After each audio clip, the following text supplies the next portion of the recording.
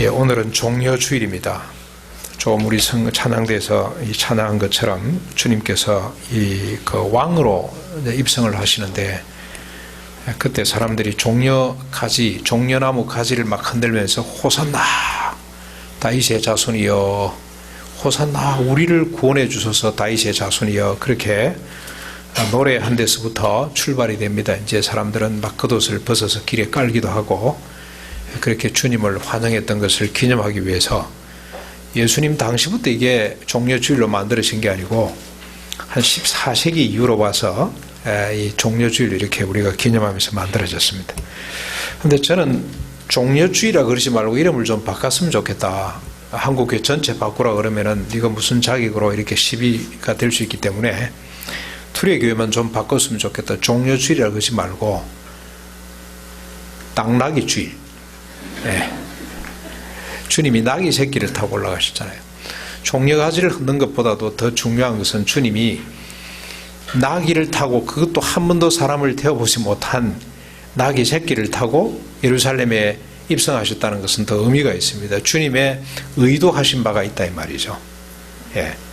스가랴 선지자는 주님이 겸손하셔서 나귀 새끼를 타셨더라 그렇게 표현을 합니다만, 하나님의 나라에 우리 주님이 왕으로 입성하시잖아요. 주님의 나라의 어떤 진면목을 보여주는 아주 중요한 사인입니다. 우리가 이걸 이해를 못하면 오늘 말씀도 이해를 잘 못합니다. 이렇게 나귀 새끼를 타고 입성하신 주님께서 하나님의 나라를 이루시고 당신의 나라를 이루고, 이제는 나귀 새끼가 아니고 주님이 이제는 정말로 영광 가운데 다시 오시게 될 터인데, 그 오셔서 주님이 그동안 주님이 이루신 하나님의 나라를 평가하게 되는 이런 뜻을 생각하면서 이런 절기, 이런 주님의 입성하신 날로부터 해서 오실 때까지를 아우러서 같이 생각했으면 좋겠다는 생각이 듭니다. 특별히 주님이 이렇게 나귀 새끼를 타고 입성하셔서 여러 가지 교훈을 많이 주셨는데, 그 중에 하나가 24장, 25장, 이게 마지막 교훈입니다. 이 교훈을 마치고 난 뒤 주님이 이제 십자가에서 달려 돌아가시는데, 마지막 강화, 마지막 설교, 마지막 교훈이죠. 이 마지막 교훈을 우리가 살피면서 같이 은혜를 나누겠습니다. 이 마지막 교훈은 종말에 관한 겁니다. 종말, 24장, 25장이 마지막 교훈인데 종말에 관한 말씀이고요. 이 종말에 관한 말씀을 한마디로 정리하면은 깨어있으라는 겁니다. 반드시 종말은 이 우주적 종말, 개인적 종말은 말할 것도 없고, 우주적으로 종말은 반드시 시간과 공간 속에 온다. 현실로 나타나게 될 것이다. 이건 무슨 종교 신화에 나오는 어떤 상징이나 어떤 은유가 아니고 실제 역사 속에 나타날 현실이다라는 것을 계속 밝힙니다. 그러면서 이 종말을 어떻게 살아야 될 것인가, 종말을 사는 성도들의 자세에 대한 말씀인데, 그건 간단하게 말씀드리면 깨어있으라는 겁니다. 깨어있어 준비하라.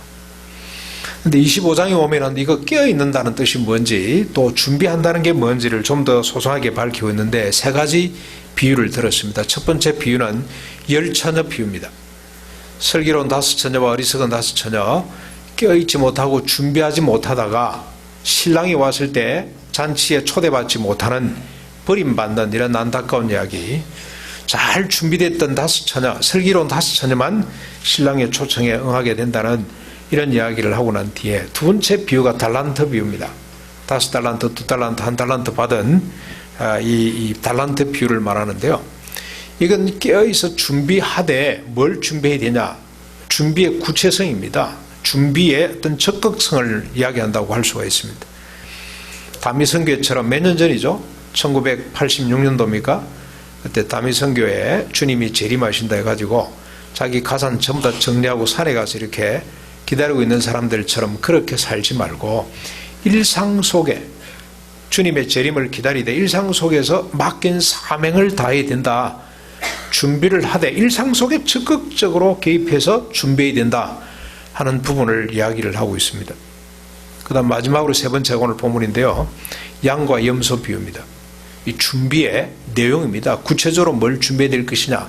심지어 이렇게 보시면 됩니다. 5달란트, 2달란트를, 1달란트를 맡게 이 달란트를 어떻게 해석해야 될 것이냐. 오늘 이 양과 염소 비유를 통해서 우리 같이 한번 정리를 해보겠습니다. 먼저 오늘 본문을 한번 보시죠. 31절부터 33절까지 보시면 인자가 자기 영광으로 모든 천사와 함께 올 때에 자기 영광의 보좌에 앉으리니 모든 민족을 그 앞에 모으고 각각 구분하기를 목자가 양과 염소를 구분하는 것 같이 하여 양은 그 오른편에 염소는 왼편에 두게 될 것이다. 주님이 재림에 주러 오실 때는 나귀 새끼를 타고 오시지 않습니다. 나귀 새끼를 타고 오셔서 주님의 나라를 이루셨는데 이 주님의 나라를 평가하기 위해서 오실 때는 영광 가운데 옵니다. 천군 천사를 동원해서 오신다, 그렇게 표현하고 있습니다. 그래서 자기의 영광의 보좌에 앉게 됩니다. 그리고 뭘 합니까? 마치 목자가 양과 염소를 확연히 구분하는 것처럼, 여러분, 양과 염소는 이게 본성 자체가 다릅니다. 양은 앞에 목자가 끌어주지 않으면 자기 집에 찾아가지를 못해요. 뒤에 졸졸졸 따라오게 되어 있습니다. 그런데 염소는 뒤에 따라오는 법이 없습니다. 반드시 먼저 갑니다. 먼저 자기 집을 너무나 잘 알기 때문에 주인이 뒤에서 끌어줄 필요가 없어요. 귀찮아하고 오히려 꽃비를 달고 막 달려갑니다. 자기 집으로. 너무 확연한 차이가 있습니다. 이것처럼 주님께서 오시면 재림하실 때는 그 백성들을 일국 세계 모든 민족을 다 불러놓고 양 같은 사람, 염소 같은 사람 구분하십니다. 그런 모습으로 주님이 오신다고 밝히고 있습니다. 심판주로 오시는 겁니다. 자, 그 다음에 34절 보십시오. 그때 임금이 그 오른편에 있는 자들에게 이르시되 내 아버지께 복받은 자들이여 나와 창세로부터 너희를 위하여 예비된 나라를 상속받으라. 양에 대한 선언입니다. 판결하시는 거죠. 판결. 뭐라고 판결을 합니까? 내 아버지께 복받은 자들이여 창세로부터 예비된 하나님의 나라를 상속받아라. 소위 말해서 우리가 말하는 천당, 천국, 새하늘과 새 땅이라고 보시면 되겠습니다. 그 나라를 상속받으라고 판결하시게 됩니다. 35절, 36절에 그 근거를 대고 있는데, 주님이 이렇게 양 같은 사람들에게 이런 판결을 내리신 근거를 대고 있는데, 그 근거를 한번 보시죠. 내가 줄일 때에 너희가 먹을 것을 주었고, 목마를 때에 마시게 하였고, 나그네 되었을 때에 영접하였고, 헐벗을 때에 옷을 입혔고, 병들었을 때에 돌보았고, 옥에 갇혔을 때 와서 보았느니라. 양 같은 사람들이 천국을 상속받게 되는 근거는 주님이 줄이고 목마르고 나그네 되고 헐벗고 병들고 옥에 갇혔을 때 먹이고 마시고 영접하고 입히고 찾아와 위로해 준 것 큽니다. 그랬더니 양 같은 사람들의 반응이 재미있습니다. 이렇게 주님이 판결을 딱 내리셨는데, 선언을 하셨는데 양 같은 사람들의 반응을 보십시오. 37절 말씀입니다. 주여, 우리가 어느 때에 주께서 줄이신 것을 보고 음식을 대접하였으며 목마르신 것을 보고 마시게 하였나이까? 어느 때에 나그네 되신 것을 보고 영접하였으며 헐벗으신 것을 보고 옷 입혔나이까? 어느 때에 병드신 것이나 옥에 갇히신 것을 보고 가서 배웠나이까? 하게 될 것이다.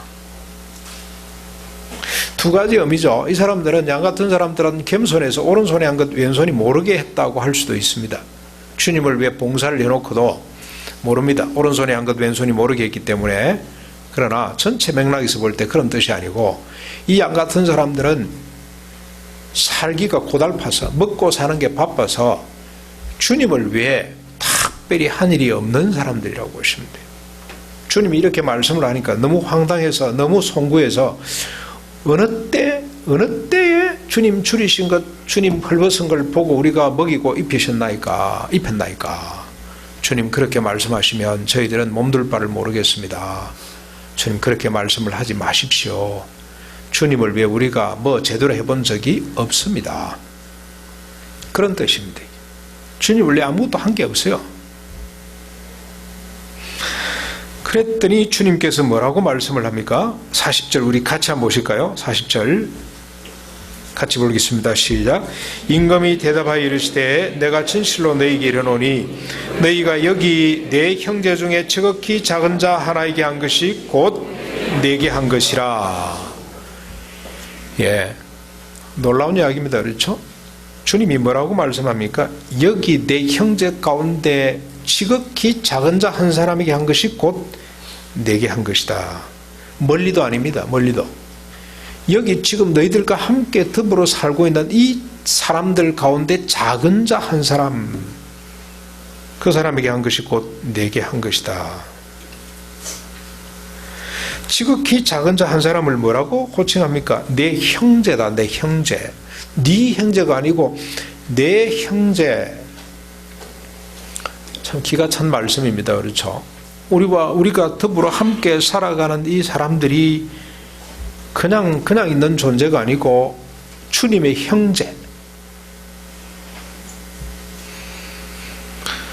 그 사람에게 자그마한 친절을 베푼 것이 곧 주님께 베푸신 것이다. 일단 이렇게 정리를 하고 한번 넘어가 보겠습니다. 자, 41절에 이제는 왼편에 있는 사람들에 대한 판결입니다. 선언입니다. 이걸 뭐라 그럽니까? 법적 용어로. 판사가 최후 진술 듣고 이제 최후 진술과 더불어 이렇게 선고하는 거죠. 선고하는 거. 41절입니다. 또 왼편에 있는 자들에게 이르시되 저주를 받은 자들아 나를 떠나 마귀와 그 사자를 위하여 예비된 영원한 불에 들어가라. 염소 같은 사람들, 저주받은 사람들입니다. 마귀와 그 사자를 위해 예비된 영원한 불, 소위 지옥불이죠. 지옥불로 들어가라. 그렇게 말씀을 하셨습니다. 자, 그렇게 말씀하신 근거를 42절에서 대고 있는데요. 내가 추릴 때 너희가 먹을 것을 주지 아니하였고 목마를 때에 마시게 하지 아니하였고 나그네 되었을 때 영접하지 아니하였고 헐벗을 때에 옷 입히지 아니하였고 병들었을 때와 옥에 갇혔을 때 돌보지 아니하였느니라. 염소 같은 사람들, 지옥불의 저주를 받은 이 사람들은 주님이 헐벗었을 때 입을 걸 주지 않았고 옥에 갇혔을 때 돌보지 않은 사람들입니다. 자, 그랬더니 44절에 염소 같은 사람들의 반응이 나옵니다. 그들도 대답하여 이르되 주여 우리가 어느 때에 주께서 추리신 것이나 목마르신 것이나 나그네 되신 것이나 헐벗으신 것이나 병드신 것이나 옥에 갇히신 것을 보고 공양하지 아니하더이까. 여러분, 이 사람들의 분위기를 좀 상상할 수가 있겠습니까? 상당히 섭섭한 내용이죠. 그렇죠? 마음이 그냥 엄청나게 섭섭했을 것 같아요. 가인 같은 심정이 아니었을까? 가인이 제사를 드렸잖아요, 하나님 앞에. 그런데 하나님이 안 받아쓰셨어요. 그랬더니 가인이 얼굴이 그냥 분노로 가득해가지고 씩씩거리면서, 그래서 주님이 네 얼굴이 왜 그러냐, 네 분을 다스리라고 경고할 만큼 그냥 드러났습니다. 얼마나 분개했는지 모릅니다. 그래서 결국 자기 동생을 죽이는 자리까지 나아갑니다. 분노가 살인으로 발전이 됐습니다. 아마 염소 같은 사람들도 꼭 같은 심정이었을 겁니다. 어느 때 우리가 주님을 위해 일하지 않았냐? 이 말은 무슨 뜻입니까? 그동안에 우리가 주님을 위해 얼마나 많은 일을 했는데 그렇게 말씀하십니까? 섭섭합니다. 그랬더니 주님이 꼭 같은 말씀을 하셨어요. 45절입니다. 우리 같이 한번 보실까요? 같이 한번 보겠습니다. 이에 임금이 대답하여 이르시되 내가 진실로 너희에게 이르노니 이 지극히 작은 자 하나에게 하지 아니한 것이 곧 내게 하지 아니한 것이라. 작은 자, 너희들 가운데 있는 작은 자에게 하지 않은 것이 나에게 하지 않은 것이다. 착각하지 말라 이 말이죠. 너희들이 날 위해서 큰 일을 했다고 생각하는데 착각이다. 날 위해서 아무것도 한 바가 없다. 뭘 보고? 너희들 가운데 있는 지극히 작은 자 한 사람에게 하지 않는 것이 곧 내게 하지 않는 것이다. 그러면서 46절 결론입니다. 그들은 영벌에 의인들은 영생에 들어가리라. 한번 정리해보면 영벌을 받은 자, 염소 같은 사람들은 저주받은 자들로 마귀와 그 사자들을 위해 예비된 영원한 지옥불에 들어갈 수밖에 없습니다.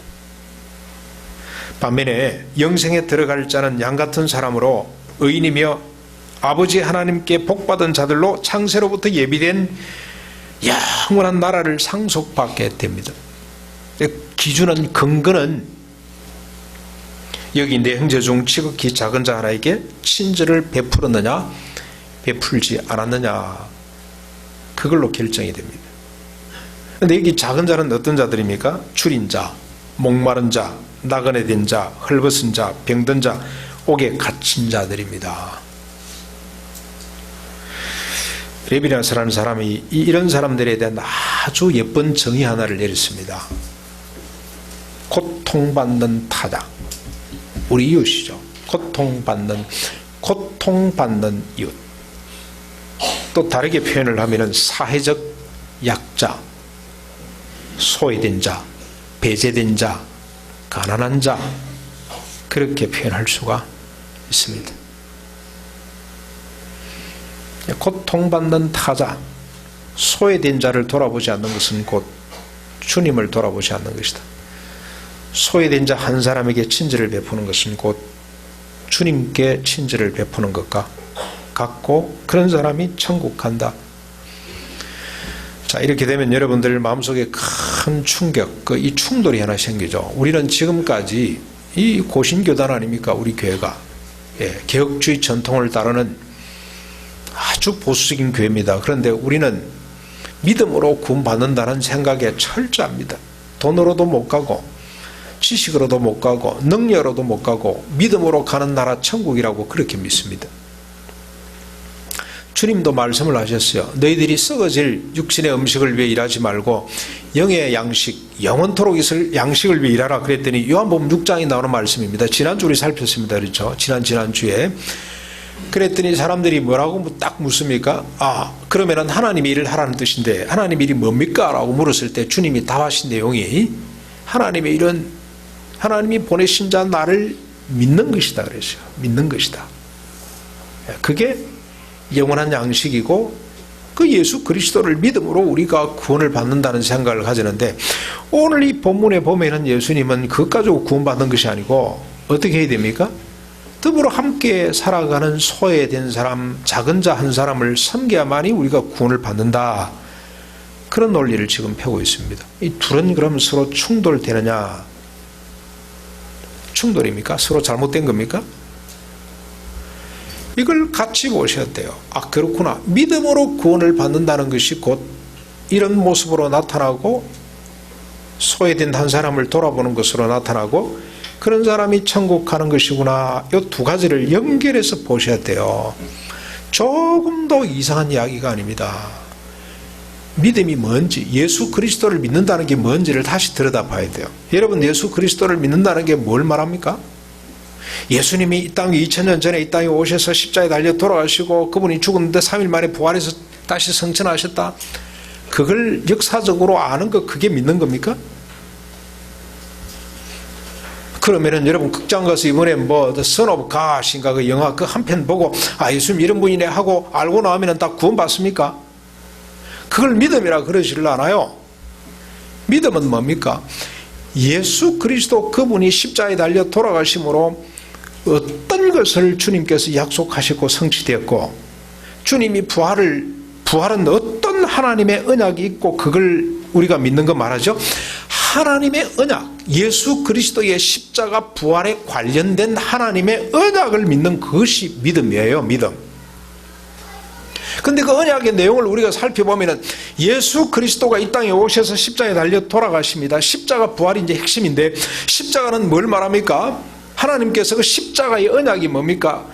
율법으로 말미암아 저주받아 죽을 수밖에 없는 인간들 대신해서 주님이 십자가에 달려 돌아가시고, 그래서 그분의 피로 말미암아 우리 모든 죄를 주님이 대속해 주시기로 주님이 언약을 세우셨고, 그리고 주님이 죽으심으로 말미암아 주님 혼자 죽는 것이 아니고 철저하게 율법에 저촉될 수밖에 없었던, 율법을 거스를 수밖에 없었던 우리 옛사람도 함께 어떻게 됩니까?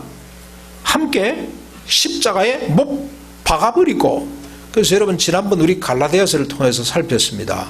이 갈라디아서 주님이 십자가에 달려 돌아가실 때 혼자 돌아가시는 것이 아니고 나도 함께 내 육신의 정욕과 세상 염려와 모든 욕망들을 다 십자가에 못 박아버리고, 그걸 또 어떻게 잠깐 말을 이렇게 돌려가지고 비틀어서 어떤 말씀을 하시냐면은 나는 세상에 대하여 죽고 세상은 또한 나에 대하여 죽고, 주님이 부활하실 때 내가 새로 지음을 받고 새 생명 가운데 태어나게 되고, 그 사실을 믿는 것이 그게 믿음이에요. 예수 그리스도를 단지 그냥 우리를 위해 죽으시고 부활하시고 성천하신 분, 그걸 믿음으로 내가 천당 간다, 이 정도 수준이 아닙니다. 주님이 죽으실 때 내 모든 죄를 담당하실 뿐만이 아니라 철저하게 꼭대기를 지향하면서 살 수밖에 없었던 사람이 함께 죽고 주님이 부활하심으로 내가 다시 태어나게 되는데, 내 부활의 첫 열매가 될 뿐만이 아니라 내가 다시 태어나게 되는데 어떤 사람으로 태어나게 되느냐? 양 같은 사람으로 태어난다는 거예요. 양 같은 사람으로.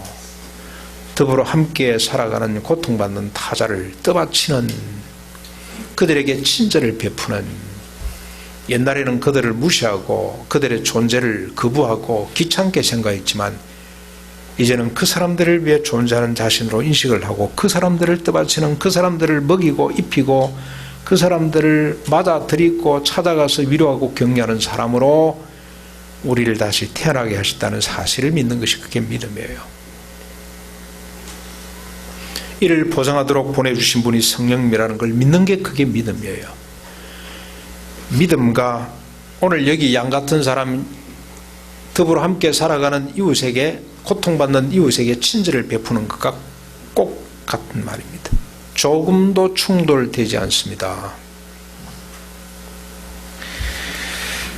자, 이 사실을 우리가 하나 정리를 하고, 그 다음에 두 번째로 여러분 우리가 하나 또 생각해야 될 것이 있습니다. 여기 염소 같은 사람들입니다. 이 사람들은 소위 종교인들입니다. 종교적 열심이 탁 심했던 사람들입니다. 주님을 위해서 마음과 부산히 일했던 사람들입니다. 근데 주님은 지옥불에 들어가라 그랬습니다. 얼마든지 우리가 이럴 수가 있습니다. 이 사람들의 이 신앙은, 이 사람들의 종교, 이 사람들의 신앙은 어떤 신앙입니까? 철저하게 자기를 위한 신앙이라고 할 수가 있습니다. 잘 생겼어요. 언제 우리가 주님 복양 안 했습니까? 공양 안 했습니까? 우리가 얼마나 주님을 위해서 열심을 냈습니까? 이런 사람들입니다. 착각하는 사람들입니다. 예배 참석 잘하고 새벽기도 열심히 하고 성경 공부 열심히 하고, 그것도 그냥 하는 것이 아니고 성경 말씀을 찔러 쪼개고 그냥 분석하고, 그거 잘한다고 천당 가는 거 아닙니다. 착각하면 안 됩니다. 주일 성수 잘했다고 하나님 기뻐하는 사람 아닙니다. 여러분, 우리가 주일 성수를 하고 새벽 기도를 하고 매일같이 새벽 기도를 하고 성경 공부를 하고 둘의 모임을 하고 큐티를 하고 하는 이유가 무엇입니까? 주님이 우리에게 베푸신 구원이 뭔지를 알고 그 구원에 합당한 삶을 살도록 하기 위해서 아닙니까? 여러분, 기도 하나 예를 들어 보십시다. 이번 주에 묵상한 말씀 가운데 예수님께서 기도하는 장면이 나오죠. 뭐라고 기도하시던가요? 밤새도록 기도했습니다. 3번 동일한 기도를 했다고 되어 있는데, 사실 보면은 밤새도록 한 기도입니다. 그 기도 내용이 뭐든가요? 하나님, 이 잔을 내게서 옮겨 주십시오 할 수만 있다면, 그러나 내 원대로 마옵시고 하나님의 뜻대로, 아버지 뜻대로 하십시오. 이걸 동일하게 계속 3번 하셨어요. 그래서 여러분, 기도가 뭔지를 우리가 이 소위 말해서 종교적 열심, 이 신앙이라는 게 뭔지를 단적으로 보여주는 아주 중요한 내용입니다. 기도는 자기 부인하는 거예요. 하나님, 내 뜻 내려놓게 하시고 주님의 뜻이 이루어지게 해주십시오. 너무너무 그게 힘들고 감당하기가 어렵기 때문에, 주님은 인성을 가졌기 때문에 우리하고 꼭 같은 고난을 당하시고 우리하고 꼭 같은 성정을 가지신 분이라 죽음을 앞두고 얼마나 힘들었겠어요. 그래서 주님, 할 수만 있다면 이걸 피하게 해 주십시오. 그러나 내 뜻대로 마옵시고 주님 뜻대로, 아버지 뜻대로 하십시오. 그래서 기도는 자기를 버리는 겁니다. 이게 기도입니다. 내 뜻을 접고 주님 뜻 이루어지게 해달라고 하나님 앞에 예언하는 것이 기도입니다. 우리는 얼마든지 기도를 자기를 위해 할 수 있습니다. 하나님, 이거 이렇게 해주시고 저거 저렇게 해주시고, 하나님, 저는 보기 싫으니까 내 앞에서 없어지게 해주시고, 이런 기도 할 수가 있습니다. 근데 그런 기도가 아닙니다. 하나님, 저 사람을 사랑할 수 있는 마음을 제 속에 주십시오. 저 사람을 제거하고 싶고 미워하고 싶고 보기 싫은 이 마음을 동이서에서 먼 것처럼 멀리 옮겨주시고, 저 사람을 끌어안고 사랑할 수 있는 힘을 저 속에 좀 주십시오. 하나님, 내 남편 바뀌게 해주십시오 기도가 아니고 어떻게 하는 게 참된 기도입니까? 하나님 내가 바뀌도록 해주십시오. 그러니까 벌써 남편들이 자기 아내를 척 쳐다보는 사람이 있는데요. 네. 남편도 마찬가지죠. 하나님 저 아내 바뀌게 해주십시오. 그게 아니고 하나님 내가 낮아지게 해주십시오. 저 사람이 민망할 수준까지 내가 낮아지게 해주십시오. 그게 기도란 말이죠. 이 방향을 잘못 잡아놓으면 하나님의 열심히 뭘 한다 그러면서도 나중에 주님 오셨을 때 염소 같은 사람 속에 분류가 되어가지고 영원한 지옥 불구덩이에 들어가라. 끔찍한 일입니다. 그 다음에 여러분 또 하나 우리가 고민해야 될 것이 있습니다. 더불어 함께 살아가는 고통받는 이웃에게 집중해라. 그들에게 친절을 베풀라고 한 이 말씀의 의미가 뭔가. 여기 보십시오.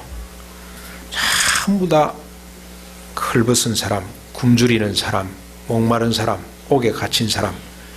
여기까지는 좀 괜찮아요. 옥에 갇힌 사람 쪽으로 가면은 벌써 우리가 딱 좀 거부 반응이 생깁니다. 천왕동에 지금은 이 서울 영등포 구치소 교도소가 지금 천왕동으로 옮겼습니다. 그렇죠? 근데 거기가 단지가 조성되고 난 뒤 옮기려고 그러면 아마 못 갔을 겁니다. 예, 단지가 조성되기 전에 그게 먼저 조성이 됐습니다. 먼저 옮겨갔어요. 이게 교도소인지 전혀 모릅니다. 밖에서 보면은 시설이 얼마나 예쁘고 좋은지. 그 다음에 우리 저 김성진 집사님, 황그령 성사님 그쪽으로 이사를 가셨는데 알고 봤더니 서울시에서 거기다가 특별 또 무슨 편백나무 3,000주인가 조성을 해서 공원으로 꾸민답니다. 이게 뭔지 잘 모를 정도로 그렇게 아름답게 예쁘게 꾸미는데 감옥이 해모시설입니다. 어쩌다 한번 가는 거는 모르겠습니다만 지금 여기 한번 보십시오. 우리는 시혜자 입장이고 이 사람들은 우리에게 도움을 받는 사람 입장에서 그냥 얻어먹고 우리가 좀 갖다 주고 그런 차원이 아닙니다. 그렇죠? 이런 사람들 속에 들어가서 친구가 되는 거죠. 친구. 여러분 우리가 이 돈을 주는 것보다도 더 사실 이 고통받는 사람 입장에서는 친구가 되어주는 것이 훨씬 더 그게 위로가 돼요. 그러더라고 보니까 우리가 저 목회를 하다 보면 상가를 많이 가잖아요. 졸지에 가족을 잃고 있는 사람에게 찾아가서 하나님 말씀으로 거룩하게 위로를 합니다. 그거보다도 차라리 어떤 사람이 훨씬 더 위로가 되냐면은 옆에 앉아서 말없이 같이 울어주는 사람이 훨씬 더 위로가 된대요. 훨씬 더 손잡아주는 사람이 훨씬 더 위로가 되는 겁니다. 이 말은 밑으로 내려가서 그들의 친구가 되라는 거예요. 친구. 친구라는 말만큼 더 좋은 말이 없다는 생각이 들어요. 그들의 친구가 되고 그들의 이웃이 되라. 근데 이 가치가 왜 중요하냐? 이 가치가 왜 중요하냐? 왜 하나님의 나라는 이런 모습으로 드러나는가? 천국의 가치가 이 낮은 곳을 지향해서 그들의 친구가 되는 것인데 고통받는 타자 속으로 들어가는 것인데 이게 왜 중요하냐? 왜 이게 아름다움이냐? 왜 이게 천국의 가치냐를 깊이 묵상할 수 있어야 되는데 이게 더 중요한 것 같아요. 그래서 우리 토요일 제가 이 설교 준비를 하다가 좀 물어보고 싶기도 하고 제가 사유에 여기 미치지도 못하고 뭔가 이 속에 큰 비밀이 있는데 그래서 우리 교육자들이 전부 다 둘러앉아서 같이 토론을 했어요. 왜 천국은 이런 가치를 추구할까? 한두 번 정도 해보라 그러면은 우리가 1년에 사회봉사주의를 정해가지고 무슨 단체 가서 조금만 그냥 위로해드리고 하는 것은 좋겠는데 늘 천국의 방향이, 교회 방향이, 우리 성도의 방향이 이 삶을 지향해 가라 그러면 부담이 되잖아요. 그래서 이 비밀을 우리가 알아야 된다. 왜 낮은 자리에서 친구가 되는 것이 중요한지를 우리가 알아야 된다 하고 토론을 내보니까 시간도 짧고 그래서 토론이 제대로 안 되기도 했지만 저는 보니까 시간이 짧은 것이 아니고 우리 사유가 미치지는 못하고 신학이 없다. 이쪽에는 신학이 없다. 성공신학은 있지만 영광신학은 있지만 자기 비움의 영성, 자기 비움의 신학은 고난신학은 우리에게 존재하지 않는구나. 그런 생각을, 그런 결론을 내릴 수밖에 없었습니다. 그래서 두레게 교육자들은 이 방향으로 한번 매진해 보자. 이쪽 신학을 계속 우리가 한번 연구해 보자. 이쪽 사유의 지평을 넓혀보자. 넓혀보자.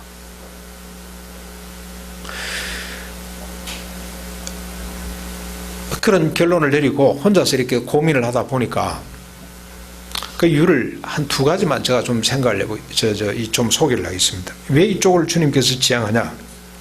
왜 이쪽으로 가라고 하시냐? 여러분, 큰 그림을 또 우리가 이 성경 본문은 한 본문만 가지고 보지 마시고 옆에 이렇게 연결해서 보셔야 되는데 18장까지 다시 한번 더 거슬러 올라가 보면은 이게 아하 이래서 그렇구나 하고 우리가 깨달을 수가 있습니다. 18장은 무슨 사건으로 촉발이 됐습니까? 누가 크냐 하는 질문으로부터 시작됐어요. 예수님의 네 번째 가르침은 누가 크냐로부터 시작이 됩니다. 누가 크냐? 누가 오른쪽 왼쪽 앉을 것이냐? 이 가치를 지향하던 제자들의 모습을 여러분 한번 상상할 수가 있겠습니까? 누가 크냐를 지향하니까 결국 어떤 삶이 나오던가요? 계속해서 싸워요. 서로 시기하고 질투하고 계속해서 싸울 수밖에 없습니다. 그러면서 아이들은 가라. 두 맹인이 나사렛 예수여 우리를 불쌍히 여기소서 하고 감을 지르니까 조용히 해라. 맹인 주제에. 그래서 사람을 막 배제하기 시작하고 무시하기 시작하고 갈라놓기 시작하고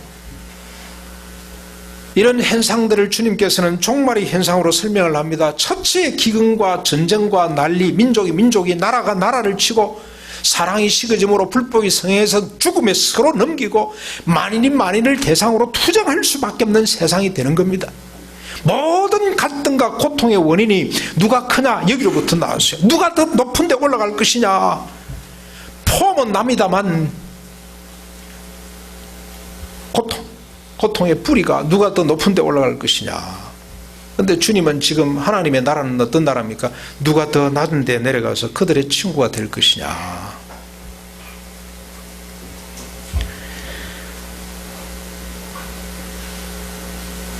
지금 우리가 살아가는 시대는 만만치 않습니다. 이 시대가 정말 만만치 않습니다. 거짓과 불의가 난무하는 시대입니다. 주님도 우리가 살아갈 이 시대를 향해 거짓 선지자들과 그리스도가 나타나서 크고 화려한 표적과 기사로 사람을 미혹할 때라고 그렇게 정언을 하셨습니다. 그래서 깨어있으라, 깨어있으라, 정신 똑바로 차리고 있으라 그렇게 경고하셨습니다. 지난 금요일 저희 집에 잘 차려입은 아주머니 두 분이 찾아왔습니다. 들어와서 뭐라 그러냐면은 우리 앞집에는 성당 나가는 분입니다. 그 집에는 그 집에는 노크를 안 하고 예수 믿는 우리 집에 두레교회 보고 우리 집으로 들어왔습니다. 그래서 재림 예수를 믿어야 된다. 안상홍? 네. 그분 돌아가셨잖아요. 그랬더니 그분의 부인 이제 하나님 어머니를 믿어야 된다. 그래서 저 마음속으로 들어와서 앉으세요.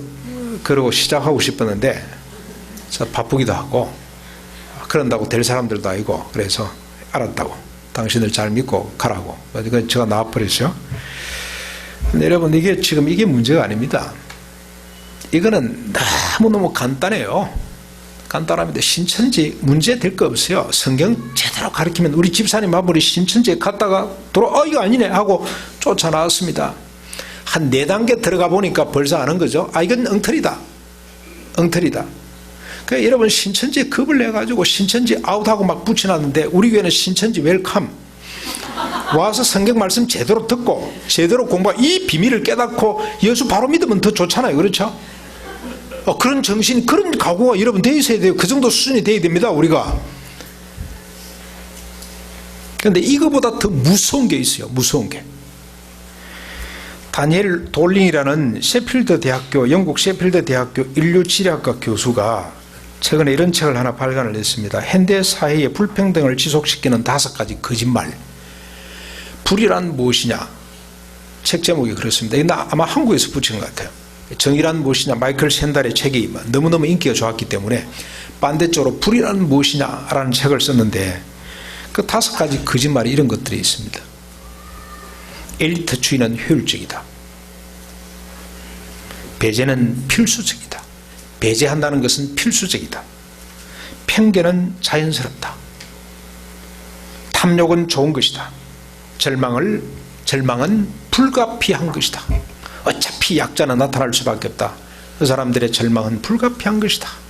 약육강식 논리를 그대로 들고 왔습니다. 그런데 주로 이건 권력과 부를 소유한 사람들이 하는 이야기입니다. 그런데 이 사람들은 잘 겉으로 드러내고는 이야기를 잘 안 합니다. 근데 속은 전부 다 이런 생각을 깔고 있습니다.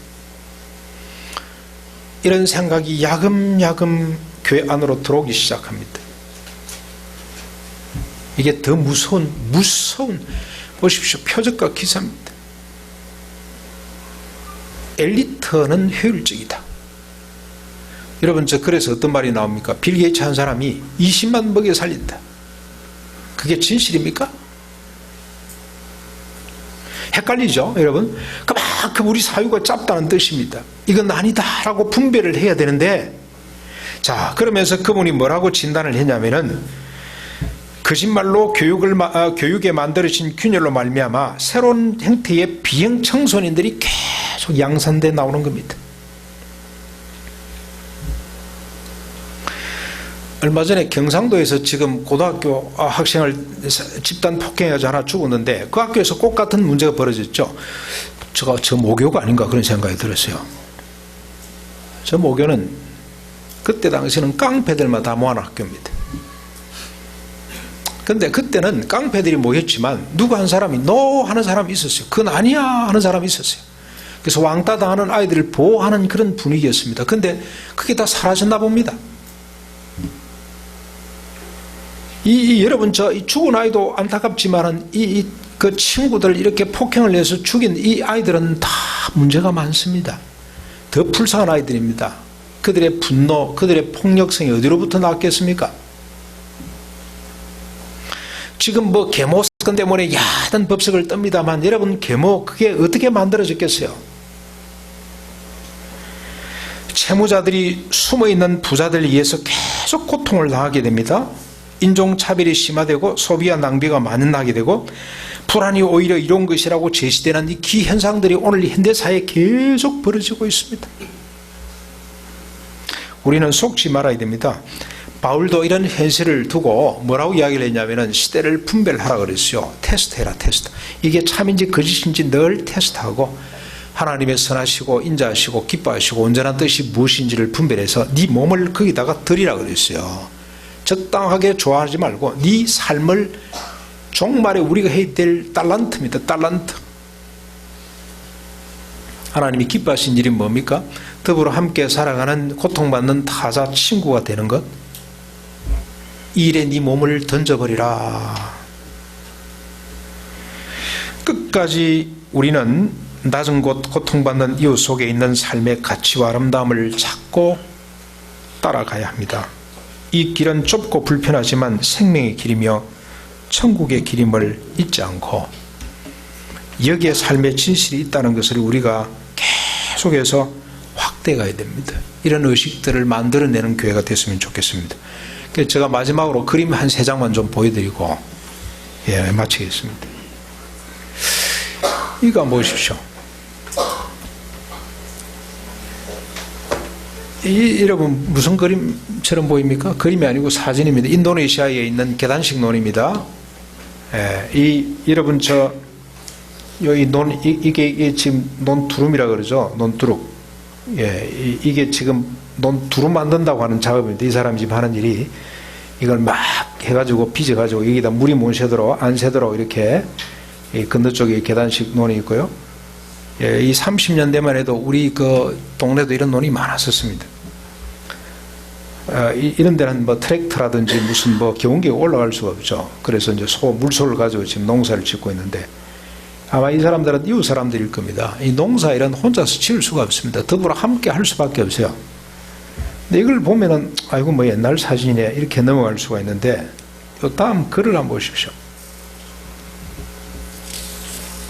이곳 소농들은 동그란 자연의 곡선을 깨지 않는다. 기계가 아닌 물소와 사람의 손으로만 비탈을 깎고 찰흙을 다져 청청히 백수십 겹의 계단론을 창조해낸다. 그 어느 신전보다도 위대하고 아름다운 건축물. 저는 이 대목에 가슴에 큰 울림이 있더라고요. 어느 신전보다도 위대하고 아름다운 건축물. 베드로 성당보다 더 아름답지 않습니까? 파라테논 신전이 이거보다 더 아름다울까요? 이걸 보는 눈을 우리가 좀 가졌으면 좋겠다. 후손에게 물려주는 최고의 문화유산이 아닌가. 세계 토박이들은 오늘의 도시 문명과 인류의 밥상을 떠받치고 있는 피라미드 밑돌과도 같은 존재들이다. 이 지상에 작고 힘없고 가난한 이들이 무너져 내리면 지금 우리가 딛고 선 세계는 여지없이 무너진다. 이 사람들이 농사를 안 지으면 세상은 무너질 수밖에 없어요. 삼성이 우리를 먹여 살리는 것 같죠? 아닙니다. 삼성 핸드폰 없어도 사는데 지장 없습니다. 이 사람이 농사를 안 지으면 누군가는 굶게 돼 있습니다.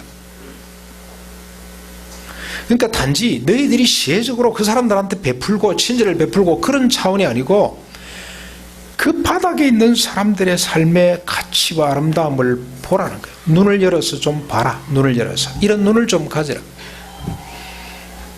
이분이 누구냐면 박노의 신입니다. 천주교 신자입니다. 천주교는 간혹가다 이런 사람들이 나타나요.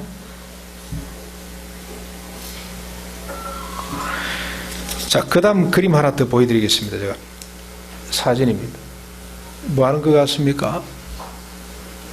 상간 말에 안악이 지금 감자를 캐는 장면입니다. 그냥 보면은 평범한 사진 같습니다만 한번 보십시오. 수확대를 놓치면 감자는 썩어간다. 안개비가 내리자 이웃들이 달려나와 일손이 달리는 과분회를 도와준다. 어려울 때 달려와 주는 이웃이 있다는 건 그 어떤 보험보다 듬직한 언덕이 된다. 기가 찬 내용이죠. 위험 가득한 세계에서 우리는 누군가에게 기대고 의지할 수밖에 없는 존재이다. 내 영혼이 발딛고 평온할 수 있는 곳은 내 곁에서 함께 길을 걷는 그대가 아니겠는가. 이런 대목에 우리가 가슴이 큰 울림이 와야 되죠. 이게 눈물이 왈칵 쏟아져 나야 됩니다.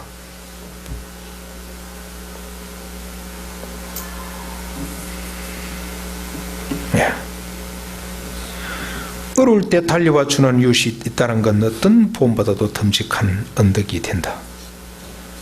그 다음 마지막 그림 하나만 더 좀 소개를 하겠습니다. 이 자꾸 보여줘도 되는지 모르겠는데 박노의 시인이 재산권 침해가 되는지는 모르겠습니다만 책을 이렇게 보여주면 잘 안 보일 것 같아서 여러분 한번 보십시오. 이 그림도 너무 평범한 사진입니다. 그렇죠? 아빠가 이제 노한기에 아빠가 아들 위해서 뭘 지금 만들고 있죠? 그거 한번 소개를 해보면 이런 내용입니다. 수학을 마친 농부 아빠가 아들과 놀아주고 있다. 이 의자는 아이가 처음 말하던 날 만든 것이고요. 이 목마는 지금 아이가 목마 타고 있죠. 목마는 아이가 첫 걸음마 하던 날 만든 것이고요. 오늘은 대나무를 깎아 새 장을 만들어 줄 거예요. 아빠가 아이에게 주었던 것은 시간의 선물. 사랑은 나의 시간을 내어주는 것이다. 먼 훗날 한숨 지으며 내 살아온 동안을 돌아볼 때 내가 진정으로 살았구나 생각되는 순간은 오직 사랑으로 함께한 시간이 아니겠는가. 그 시간을 얼마나 가졌느냐가 그의 인생이 아니겠는가. 이게 너희들 가운데 있는 지극히 작은 자 우리 집의 아이일 수 있습니다. 아이. 이 아이에게 목마를 만들어주고 새장을 만들어주고 시간 선물이죠. 시간 선물. 먼 훗날 한숨 지음에 내 살아온 동안을 뒤돌아볼 때 내가 진정으로 살았구나 하는 생각되는 순간은 오직 사랑으로 함께한 시간이 아니겠는가. 그 시간을 얼마나 가지느냐가 그의 인생이 아니겠는가. 내 출세를 위해 달려가는 그런 시간이 아니라 더불어 함께 살아가는 고통받는 이웃에게 시간을 나눠주고 그들을 사랑하고 그들의 친구가 된 것이 이게 삶의 진정한 의미가 아니겠는가. 주님은 그걸 말씀하고 있습니다. 너희가 나를 위해서 한 거? 그거 아니야. 너희들 가운데 있는 지극히 작은 자에게 자그마한 시간을 들여서 친구가 되고 그들을 위로한 것이 곧 나에게 한 것이야. 너희들에게 하나님이 예비하신 영원한 천국의 복을 받아라. 여러분, 이 가치에 눈을 뜰 수 있는 우리 두려교회 성도님들이 됐으면 좋겠습니다. 네, 우리가 세상을 이런 눈으로 좀 바라볼 수 있을 때 그곳에 천국이 임하게 될 줄로 믿습니다. 여러분, 주보에 보면은 명단 적자, 올해 우리 전도 캠페인은, 전도는 사람 불러오는 건 아닙니다. 불러오지 마시고 친구 되기입니다. 친구. 내가 멀리도 가지 마십시오. 내 가정 안에, 내 직장 속에, 내 이웃에 있는 사람들 중에 이렇게 힘들어하는 사람이 누가 있는지를 살피고, 그게 꼭 물질적인 힘듦뿐만이 아니고 마음에 힘들어하는 사람들도 있을 겁니다. 그렇죠? 그 사람들의 친구가 되어주자. 그래서 데리고 오는 거 아닙니다. 데리고 오는 거 말고, 어떤 교회는 보니까 데리고 오라 그러니까 이게 뭐 프로그램을 생각을 해서, 제가 이 교회 지금 16년, 17년 차인데 한 번도 안 데리고 오는 사람이 있어요. 한 번도 안 써낸 사람이 있어요. 저는 그 사람 존경합니다. 대단하다, 그런 생각이 들어요. 쓸 필요 없습니다. 안 돼도 괜찮아요. 안 데리고 와도 괜찮아요. 중요한 건 우리가 그 사람의 친구가 되는 겁니다. 친구. 그 사람 수준에서 낮아져서 그 사람을 안고 그 사람의 친구가 되는 것. 그래서 여러분, 이게 이제 우리가 좀 어느 정도로 진행되느냐 그걸 보기 위해서 받는 거지, 안 돼도 괜찮습니다. 그날 하여튼 사람을 한번 사랑해 보십시오. 결국 이 사람도 그리스도를 아는 것만큼 이게 더 소중한 것이 없다는 쪽으로 가게 될 겁니다. 자연스럽게. 이 외에도 제가 보여줄 사진이 너무 많습니다. 저 이슬람권 사람입니다. 이슬람권. 여러분 한번 참고하십시오. 이슬람 들어온다고 야단 법석을 들고 막아야 된다 그러고 막 그냥 온갖 그냥 흥분을 하고 야단인데, 그렇게 한다고 되는 것 아닙니다. 그 사람들을 품 안을 수 있는 비결이 하나 있습니다. 그 사진에 보면 이런 게 있습니다. 동네에 돼지를 한 마리 잡았습니다. 돼지가 아니고 염소를 한 마리 잡았습니다. 잡았는데 그릇이 3개 있어요. 하나는 자기 목, 하나는 형제들 목, 동네 사람들 목, 하나는 누구 거냐? 가난한 사람들 거예요. 가난한 사람들 거. 반드시 떼도록 돼 있어요. 그 사람들을 우리가 품어야 됩니다. 이 정신입니다. 너희들 가운데 있는 지극히 작은 자에게 한 것이 곧 나에게 한 것이다. 이 천국의 이 진리를 우리가 쫓아가는 것, 그게 비결입니다. 비결. 그게 전도입니다. 그래서 여러분, 이번 주간, 고난주간에 기도하시면서 내가 찾아가야 될, 내가 만나야 될 이웃은 누군가, 그분을 한번 찾아보시길 바랍니다.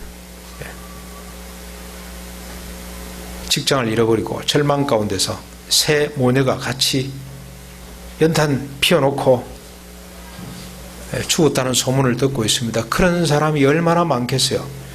그 사람들이 있는지를 살피고 그 사람들에게 친절을 베풀고 그 사람들의 친구가 되어주는 것이, 그게 선교입니다. 그게 전도입니다. 그게 하나님의 나라입니다. 그런 사람들이 천국 갈 수 있다고 주님 말씀하셨습니다. 그게 믿음입니다. 이 믿음 갖고 세상을 아름답게 만들어가는 저와 여러분이 되시기를 주님의 이름으로 축원합니다. 말씀을 생각하면서